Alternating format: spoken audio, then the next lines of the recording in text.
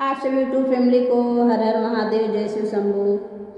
सावन महीना चल रहा है, बहुत ही सुंदर भोले बाबा का भजन लेकर के आई हूँ आप लोगों के बीच में। भोले बाबा की कजरी गीत है। गीत को पूरा सुनना और कैसा लगा कमेंट करके बताना। हमारे चैनल को भी अपना प्यारा आशीर्वाद देना।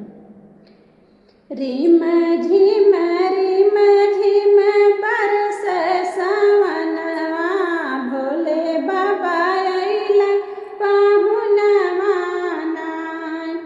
रीम झीम बरसे सावनवा, शिवजी अइलन पाहुनवा नाय। भोले बाबा अइलन पाहुनवा नाय।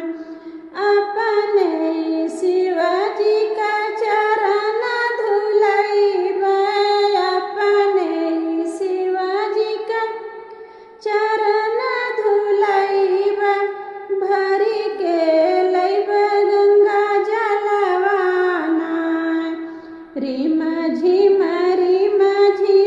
बरसे सावनवा, भोले बाबा अइलन पाहुनवा नाय। भोले बाबा अइलन पाहुनवा नाय। अपने शिवजी के भजन करैबै, अपने शिवजी का भजन करैबै, भोजन में रही भंगिया धतुरवा नाय। शिवजी अइलन पाहुनवा नाय। रीम झीम बरसे सावनवा, भोले बाबा अइलन पाहुनवा नाय।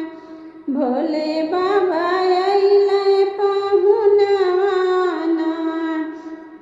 अपने शिवजी के आरती उतरबै, आरती उतरबै हो, आरती उतरबै, अपने भोले बाबा के आरती उतरबै, जलाई के घिया के दियनवा नाय। रीम झीम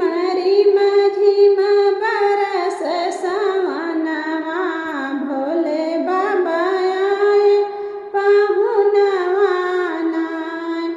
भोले बाबा अइलन पाहुनवा नाय।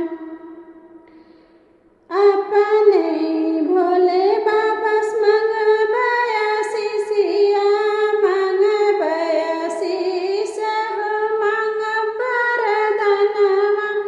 अपने भोले बाबा मंगबै आशीषिया, मांगी भर सिनुरा गोदी ललना नाय। भोले बाबा अइलन पाहुनवा नाय। रीम झीम बरसे सावनवा, भोले बाबा अइलन पाहुनवा नाय। नैहर ससुर सब कुशल मंगबै, नैहर ससुर सब कुशल मंगबै, मंगबै भोले बाबा से दर्शनवा नाय।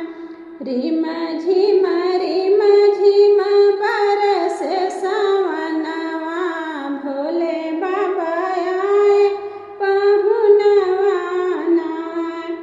शिवजी